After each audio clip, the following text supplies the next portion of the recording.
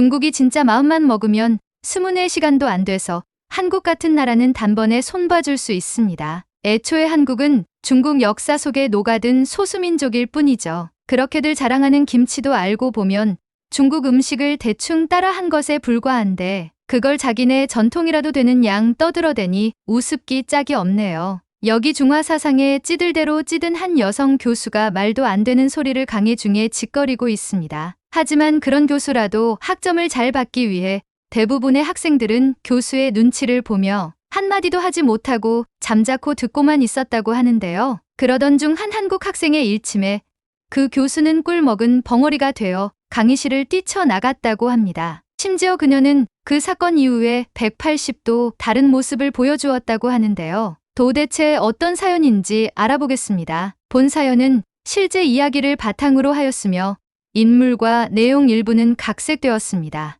안녕하세요.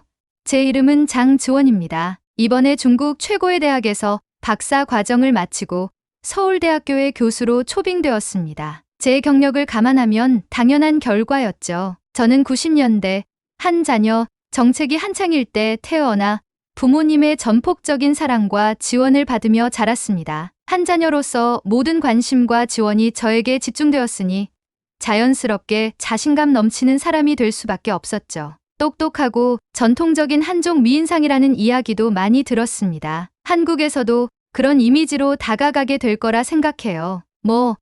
제 자신을 높이 평가하는 게 이상한 일은 아니라고 생각합니다. 학업적으로도 우수했고 친구들 사이에서도 항상 인기가 많았습니다. 외모도 좋고 머리도 좋으니 당연히 주목받았죠. 서울대에서도 제 탁월함을 모두가 알게 될 거라 기대합니다. 저는 인천국제공항 입국 심사대에서 기다리며 가죽 서류 가방을 손가락으로 초조하게 두드리고 있었습니다. 주위는 온통 반짝거렸죠. 바닥도 창문도 높이 뻗은 철제 기둥까지 전부 깨끗하게 빛나고 있었습니다. 하지만 저는 별 감흥이 없었습니다. 제가 가르치는 명문대학에서는 늘 학생들에게 중국만큼 위대한 나라가 없다고 자주 말하곤 했거든요. 줄은 너무 느리게 움직였습니다. 너무 답답할 정도로요. 저는 한국 입국 심사관들이 각자의 여권을 하나하나 꼼꼼하게 확인하는 모습을 지켜봤습니다. 그들의 동작은 정확하고 체계적이었지만 저는 불만이 들었죠. 좀 더 빨리 처리할 수 없나 혼잣말을 하며 옷을 만지작거렸습니다. 제 동료가 한국은 제가 예상하는 것과는 다를 거라며 미리 경고했지만 저는 손을 휘저으며 그 말을 무시했죠. 어차피 저는 강대국에서 온 존경받는 교수였으니까요. 이 작은 반도에서 대체 제가 뭘 배울 게 있겠어요? 베이징에서 출발한 비행기는 오래 걸렸고 기분이 좋지 않은 상태였는데 비행기 이륙할 때 대한항공 승무원이 안전벨트 착용법을 정중하게 고쳐주면서 제 기분은 더 나빠졌습니다. 감히 중국에서는 누구도 교수를 이렇게 대하지 않을 거예요. 그 후로는 기내 잡지를 뒤적이며 한 장 한 장 넘길 때마다 불쾌함이 커져갔습니다. 이건 정말 말도 안 돼. 저는 전통 음식에 관한 기사를 보며 손가락으로 거칠게 페이지를 찔렀습니다. 이 음식들은 분명 중국에서 유래된 건데 감히 한국 음식이라고 하다니. 젊은 승무원이 다가와서 완벽한 영어로 미소를 지으며 얘기했습니다. 그녀의 유니폼은 단정하게 다려져 있었죠. 선생님, 그녀는 약간 고개를 숙이며 공손하게 말했습니다. 선생님의 우려를 이해합니다. 다만 모든 승객분들이 계시니 조금만 언성을 낮춰주시길 바랍니다. 그녀의 공손한 태도에 저는 오히려 더 화가 났습니다. 잡지를 잡아들고 주방 옆 쓰레기통 쪽으로 던졌지만 빗나갔죠. 승무원은 미동도 없이 잡지를 주워 페이지를 매끈하게 펴서 다시 자리 주머니에 넣었습니다. 죄송하지만 항공사 소유물을 훼손할 수는 없습니다.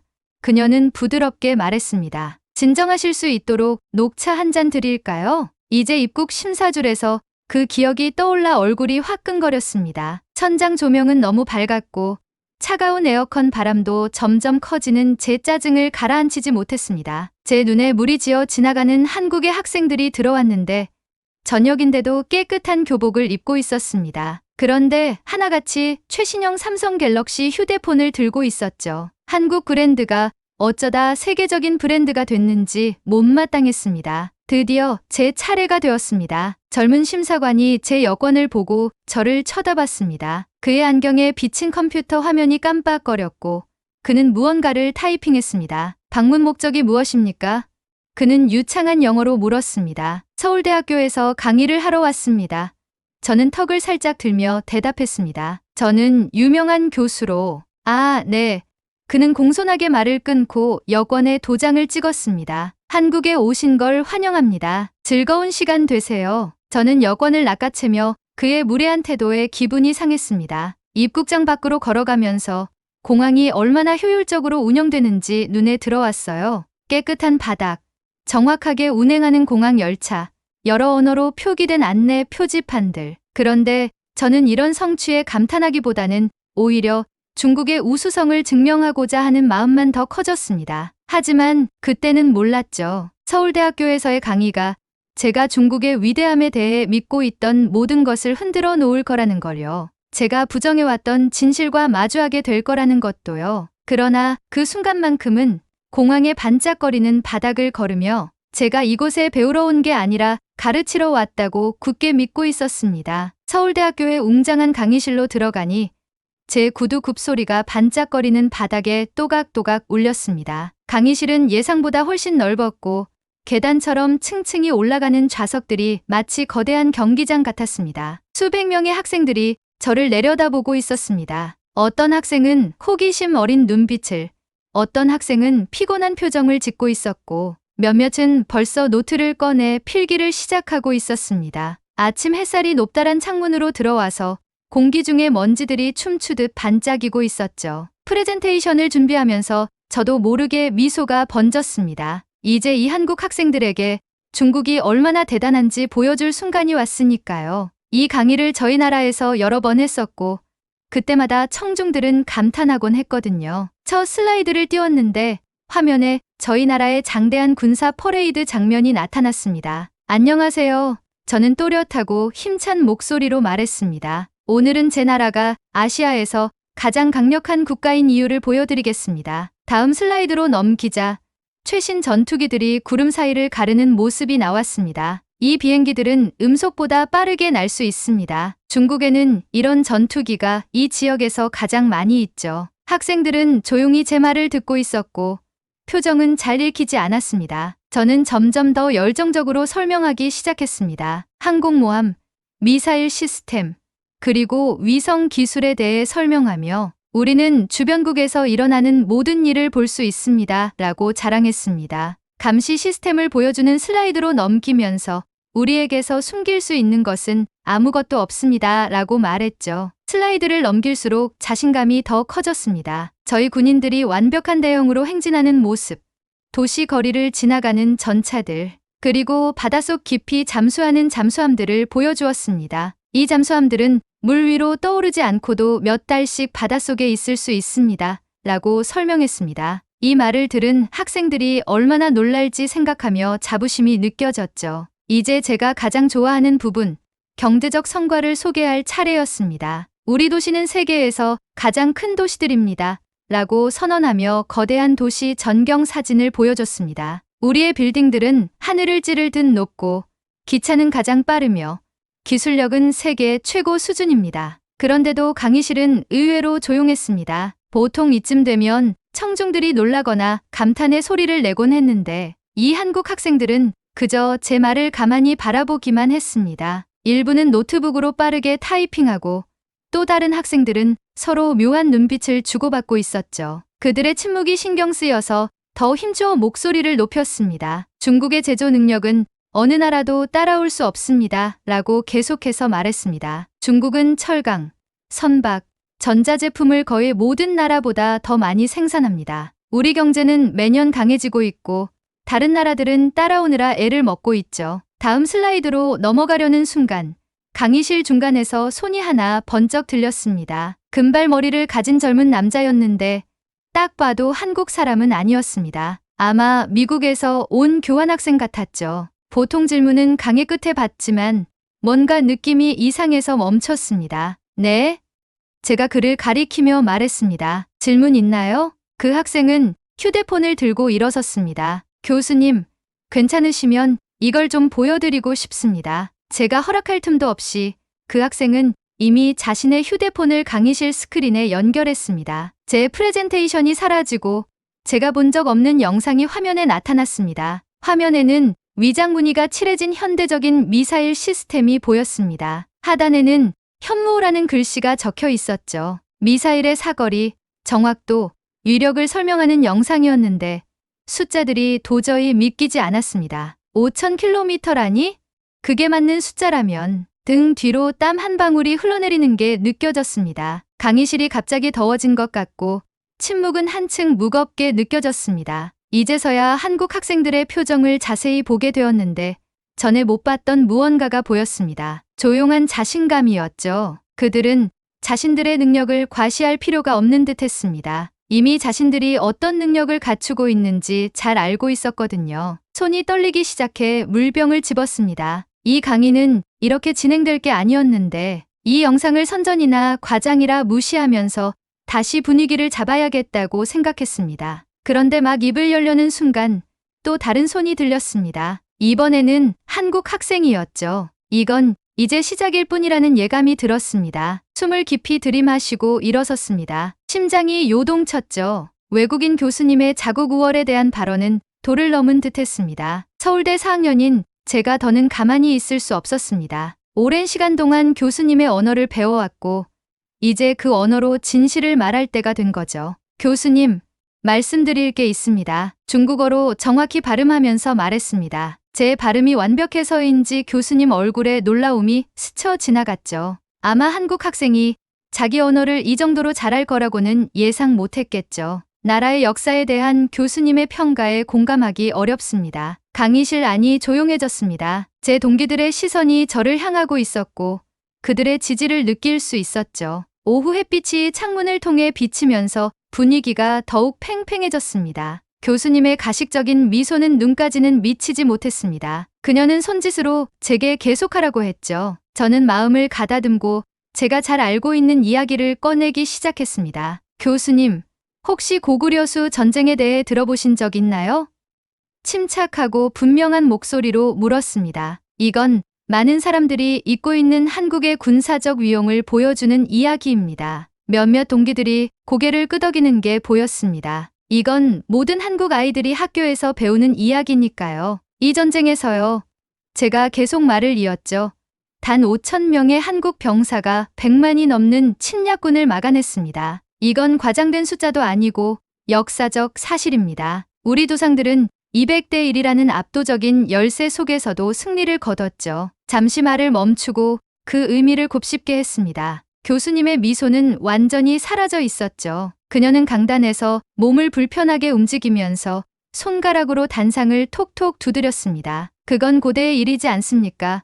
그녀는 성가신 파리를 쫓아내듯 손을 휘저으며 무시하듯 말했습니다. 현대, 전쟁은 다릅니다. 고개를 끄덕이며 그녀의 말을 인정했습니다. 그리고 준비한 답변을 이어갔죠. 교수님 말씀처럼 시대가 변했죠. 하지만 한국의 끈기와 혁신의 정신은 변하지 않았습니다. 태블릿을 꺼내 최근 군사 통계를 보여주었습니다. 미국 군대와의 합동 훈련에서 한국 병사들은 항상 최고의 명사수로 평가받습니다. 카투사 병사들은 특히 뛰어난 실력으로 유명합니다. 교수님 얼굴이 살짝 붉어지는 게 보였습니다. 저는 말을 이어갔죠. 그리고 현대 사례를 말씀드리자면 1992년 LA 폭동 당시 한국계 미국인 상인들 이야기를 해볼까요? 경찰이 몇몇 지역을 떠났을 때 이 한국계 미국인들은 그중 다수가 전직 한국 군인이었고 스스로 공동체를 지키기 위해 조직화했습니다. 수백 년 전 조상들처럼 압도적인 상황에서도 그들은 굳건히 자리를 지켰죠. 그때 교수님이 제 말을 끊었습니다. 그녀의 목소리는 짜증이 섞여 있었죠. 그거 흥미롭네요. 하지만 중국이 마음만 먹으면 24시간 안에 한국을 제압할 수 있을 겁니다. 그녀의 말은 마치 위협처럼 공기 중에 떠돌았습니다. 얼굴이 화끈거렸지만 목소리는 최대한 차분하게 유지했습니다. 교수님, 혹시 잘못된 정보를 가지고 계신 것 같습니다. 그러면서 현재 우리의 군사 역량, 개발한 첨단 기술, 미사일 시스템, 고도로 훈련된 사이버, 전투 부대에 대해 하나씩 설명했습니다. 설명이 이어질수록 그녀의 자신감이 흔들리는 게 보였죠. 하지만 무엇보다 중요한 건 제가 몸을 살짝 앞으로 기울이며 말했어요. 교수님께서 한국을 과소평가하고 있다는 점입니다. 모든 침략자가 그래왔듯이요. 맞아요. 우리는 작은 나라입니다. 인구도 적죠. 하지만 숫자나 지도에 표시되지 않는 게 있어요. 우리의 불굴의 정신과 자유를 지키려는 결심입니다. 강의실은 이제 완전히 조용했습니다. 에어컨 소리와 멀리서 들려오는 축구장 소리만이 들릴 뿐이었죠. 교수님은 굳은 채 서 있었고 그녀의 우월감 있는 태도는 봄의 얇은 얼음처럼 금이 가고 있었습니다. 저는 그녀를 굴욕 주려는 게 아니었어요. 단지 이해시키고 싶었습니다. 한국은 역사 속 작은 주석이나 세계 무대에서 미미한 존재가 아니에요. 우리는 자랑스러운 역사를 가진 나라이고 밝은 미래를 향해 나아가고 있습니다. 그리고 우리는 그녀의 나라를 포함한 모든 나라들 앞에서 당당히 설 자격을 갖추고 있습니다. 내가 지켜보는 가운데 김 교수님이 강의실 맨 뒷줄에서 천천히 일어나셨습니다. 강의실이 순식간에 조용해졌고 공기조차 멈춘 듯 고요했습니다. 교수님은 중앙 통로를 따라 한 걸음 걸어 내려오셨고 바닥에 닿는 구두 소리가 낮게 울렸습니다. 점점 흥분하던 신임 교수님과는 달리 김 교수님은 아주 평온한 표정을 하고 계셨습니다. 실례하겠습니다. 교수님은 부드러운 목소리로 말씀하셨는데 그 말이 어찌나 또렷하게 들리는지 방 안가득 퍼지는 느낌이었습니다. 교수님은 둥근 안경을 고쳐 쓰시더니 가죽 서류 가방에서 태블릿을 꺼내셨습니다. 천장 조명이 교수님의 은빈 머리카락에 반사되면서 교수님은 곧장 신임 교수님을 바라보셨습니다. 제 심장은 쿵쿵 뛰기 시작했습니다. 김 교수님은 우리 학교에서 가장 존경받는 국제관계 전문가로 유명하신 분이었거든요. 그분은 30년 동안 지역의 정치와 군사 문제를 연구해 오셨습니다. 이제 그분이 신임 교수님 바로 앞에 서 계신 거예요. 신임 교수님은 강단을 잡은 손에 힘을 더 주는 것처럼 보였습니다. 첫 번째로 김 교수님이 말씀하셨어요.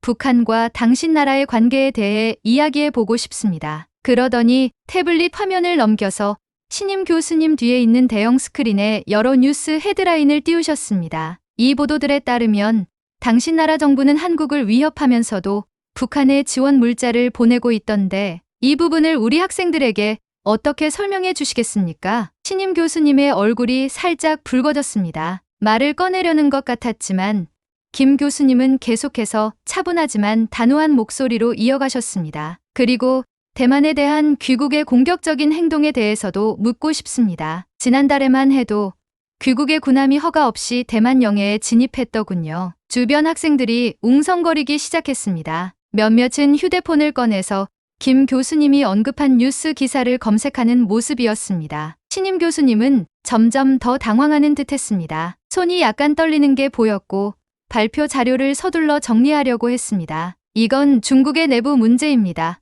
그녀는 갑자기 소리쳤습니다. 목소리가 떨리면서 게다가 우리 핵무기는 우리를 건드릴 수 없게 만들어줍니다. 그러니 우리의 행동에 대해 왈가왈부하기 전에 이 점을 기억해 두는 게 좋을 겁니다. 순간 강의실에 숨막히는 정적이 흐르고 학생들 사이에서 놀란 눈빛들이 교차했습니다. 몇몇은 그녀의 위협적인 발언에 충격을 받은 듯했습니다. 하지만 김 교수님은 눈 하나 깜빡이지 않으셨습니다. 대신 화면에 다른 자료를 띄우셨습니다. 그 무기에 대해 좀 더 얘기해 봅시다.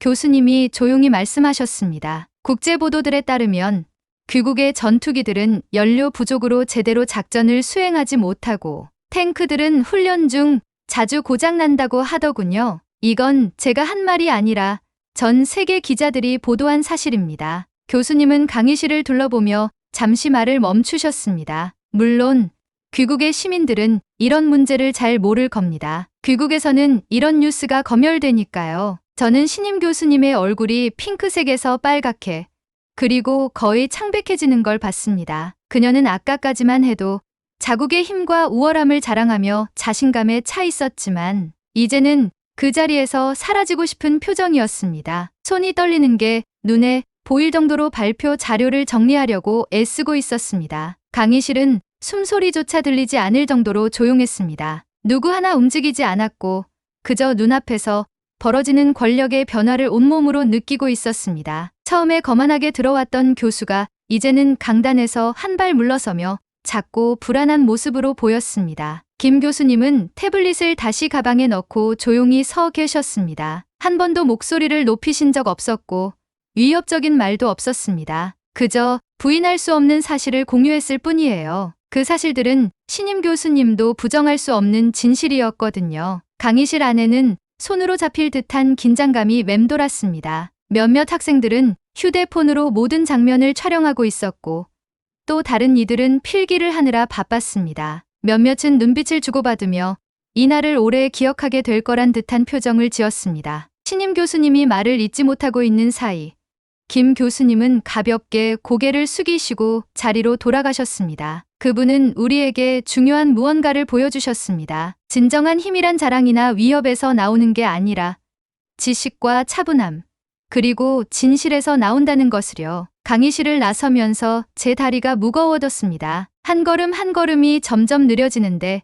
마치 몸 전체가 수치심에 짓눌리는 기분이었습니다. 밝게 내리쬐는 오후 햇살은 너무 강하게 느껴졌고 주위 높은 건물들의 그림자 속으로 사라지고 싶었습니다. 서울대학교 캠퍼스에는 학생들이 곳곳에 가득했습니다. 벤치에 앉아 있거나 강의실로 향하거나 모던한 유리 건물 주변에서 삼삼오오 모여 이야기 나누고 있었죠. 저는 최대한 고개를 숙였지만 지나치면서 들려오는 대화를 피할 수 없었습니다. 한국어로, 영어로, 그리고 참담하게도 중국어로 얘기하는 소리들이 들렸거든요. 너 그 얘기 들었어? 거기 교사들은 돈 대신 생선으로 보너스를 받는다던데 예산 문제 때문에 제가 지나갈 때 한 학생이 친구에게 말하는 걸 들었습니다. 얼굴이 뜨겁게 달아올랐습니다. 사실이었으니까요. 제가 굳이 말하지 않았을 뿐이지요. 지난 겨울에도 연말 보너스로 얼어붙은 생선 3마리를 받았거든요. 저는 가방을 꼭 쥐었어요. 손마디가 하얗게 질릴 정도로요. 캠퍼스의 세련된 건물들이 저를 비웃는 것 같았습니다. 그 깨끗하고 현대적인 건물들은 제가 한국에서 기대했던 모습과 너무도 달랐습니다. 저는 이곳에 오기 전 한국이 중국보다 뒤처진 나라일 거라고 생각했었죠. 그런데 현실은 제가 상상했던 것과 너무나도 달라서 혼란스러웠습니다. 그때 최신형 스마트폰을 들고 지나가는 학생들 무리가 눈에 들어왔습니다. 삼성에서 만든, 중국에선 부자들만 쓸 수 있는 고가의 휴대폰들이었죠. 여기선 마치 연필이나 공책처럼 흔하게 보였습니다. 몇 시간 전 제가 강의 시간에 중국 기술이 얼마나 뛰어난지 자랑했던 기억이 떠오르자 속이 울렁거리기 시작했습니다. 캠퍼스 커피숍 근처에서는 미국에서 온 교환학생 둘이 주말 계획에 대해 시끄럽게 얘기하고 있었습니다. 내 한국 친구가 나를 강남에 데려가기로 했어. 한 학생이 말했죠. 거기 쇼핑센터는 집에서 보는 것보다 훨씬 좋다니까. 저는 그 얘기를 듣고 움찔했습니다. 몇 시간 전만 해도 한국 문화를 낮춰보던 제 자신이 떠올랐거든요. 가장 마음 아픈 순간은 주차장을 지날 때였습니다. 현대, 기아, 제네시스 같은 최신 모델의 한국산 차들이 주차된 모습을 보고 눈이 멈췄습니다. 중국에서는 이런 브랜드들이 성공과 부의 상징이었습니다. 그런데 제가 학생들에게 우리 자동차 산업이 더 우수하다고 말한 것과는 너무나도 다른 현실이 눈앞에 펼쳐져 있었죠. 그때 주머니 속 휴대폰이 진동했습니다. 고국에서 온 메시지일까봐 기대하며 꺼냈지만 화면에는 신호가 약하다고 표시되었습니다. 이마저도 부끄러웠습니다. 여기오지 네트워크는 중국에서는 경험해 본 적 없는 속도였거든요. 중국은 아직도 많은 지역에서 안정적인 사지 연결조차 힘든 상황이니까요. 캠퍼스 게이트 근처에서 택시를 기다리던 중 디지털 광고판이 눈에 들어왔습니다. 한국의 최신 위성 발사 소식을 전하고 있었습니다. 바로 제가 강의 시간에 아마도 가짜일 거야 라며 폄하했던 그 위성 발사였죠. 지금 서울 한가운데에서 실제 영상이 재생되는 걸 보니 참으로 어리석고 초라하게 느껴졌습니다. 택시를 잡아타고 기사님께 조용히 인천공항으로 가주세요. 라고 말했습니다. 제 목소리는 평소와 달리 힘이 없었습니다. 창밖으로 스쳐 지나가는 도시를 바라보며 며칠 전 자랑스러워했던 교수의 모습과는 완전히 다른 사람이 된 듯한 기분이었습니다. 스쳐 지나가는 현대식 건물들, 지하철역, 디지털 광고판, 태양광 패널이 설치된 풍경들까지 그 모든 것들이 제가 얼마나 틀렸는지 조용히 증명하고 있었죠. 진실이 제 눈앞에 펼쳐져 있었습니다. 저는 잘 짜인 미디어 속정보에 갇혀 존재하지 않는 우월감에 빠져 있었던 거예요. 이제 그 거품은 터져버렸고 아무리 애써도 다시 되돌릴 수 없다는 걸 깨달았습니다. 혼자 집에 돌아와서 컴퓨터 화면을 바라보며 어둠 속에 앉아 있었습니다. 환한 화면 빛이 제 얼굴을 비추고 있었고 제 손가락은 키보드 위에서 맴돌고 있었습니다. 평생 동안 당연하게 여겼던 모든 것들이 갑자기 흔들리기 시작한 기분이었습니다. 그동안 내가 잘못 생각하고 있었던 걸까? 저도 모르게 혼잣말이 나왔습니다. 손이 떨리는 걸 느끼며 처음으로 VPN에 연결했습니다. 이제야 중국에서 막혀있던 사이트와 정보를 볼 수 있게 된 거죠. 마치 금단의 문을 여는 것 같았습니다. 그 문 너머에 어떤 진실이 있을지 두려운 마음이 들기도 했지만요. 첫 번째로 읽은 기사는 한국의 반도체 산업에 대한 내용이었습니다. 세계에서 가장 발전된 컴퓨터 칩을 만드는 나라라는 걸 알게 됐죠. 그 다음엔 전 세계로 뻗어나간 한국의 엔터테인먼트 산업에 관한 기사들을 봤습니다. 팝업, K-드라마, 한국 영화까지도요. 예전엔 베이징에서도 한국 프로그램이 광고되는 걸 본 적이 있었지만 별로 대단치 않을 거라며 무시했었죠. 계속 읽다 보니 한국의 군사기술에 대한 내용이 나오더라고요. 한국 학생들이 과장해서 말한 게 아니었습니다. 미사일, 탱크, 군함까지 모두 대단히 발전되어 있었고 군사훈련 역시 세계적으로 엄격하다는 사실을 알게 됐습니다. 한국 남자들은 모두 군대를 가야 하고 철저한 훈련을 받는다는 이야기에 점점 놀라움을 감출 수가 없었습니다. 내가 왜 이런 걸 전혀 몰랐지? 제 가슴이 답답해지기 시작했습니다. 몇 시간을 들여 삼성, 현대, LG 같은 한국 기업들에 대해 읽었습니다. 이 회사들이 단순한 기업이 아니라 세계를 이끄는 글로벌 리더들이라는 걸 이제야 알게 됐죠. 저는 항상 화웨이, 샤오미 제품이 최고라고 학생들에게 가르쳤었는데 한국 기술이 더 앞서 있는 부분도 많다는 걸 깨닫고 충격을 받았습니다. 가장 힘들었던 부분은 중국에 관한 진실을 읽는 거였습니다. 평소에 보던 검열된 정보가 아니라 다른 나라 사람들이 우리를 어떻게 보는지 제대로 알게 된 거죠. 제가 자랑스러워했던 많은 것들이 사실과 달랐습니다. 군사력도 그렇게 강하지 않았고 경제 상황도 제가 알고 있던 것보다 더 어려웠습니다. 심지어 역사책에서 배운 내용들 중 일부는 사실이 왜곡되어 있었습니다. 눈물이 주르르 흘렀습니다. 단순히 슬퍼서가 아니었습니다. 부끄러웠습니다. 인천공항에서 한국 잡지를 던져버렸던 제 모습을 떠올리며 아이처럼 화를 냈던 제 행동이 너무나 부끄럽게 느껴졌습니다. 그리고 한국 학생들에게 뭔가 다 안다는 듯이 말했던 제 자신이 얼마나 무지했는지 깨달았습니다. 내가 정말 어리석었구나. 눈물을 닦으며 혼자 말했습니다. 다음 날 아침 거울 속에 제 얼굴을 보면서 뭔가 달라졌다는 느낌이 들었습니다. 하룻밤 새에 몇 년은 늙어버린 것 같았습니다. 하지만 또 다른 변화도 있었습니다. 예전에 오만한 표정이 사라진 것 같더라고요. 휴대폰을 들고 한국 교수님께 이메일을 쓰기 시작했습니다. 손가락이 천천히 움직이면서 말 하나하나 신중하게 선택했습니다. 김 교수님께 저는 교수님과 학생들에게 사과드려야 할 것 같습니다. 제 행동은 변명의 여지가 없었고 무엇보다 제가 틀렸습니다. 단순히 사실을 몰랐던 것이 아니라 제 사고방식 자체가 잘못되어 있었습니다. 메일을 쓰는 동안 마음이 한결 가벼워졌습니다. 그동안 제가 믿어왔던 거짓말들과 허영심이 하나둘씩 사라져가는 기분이었습니다. 그날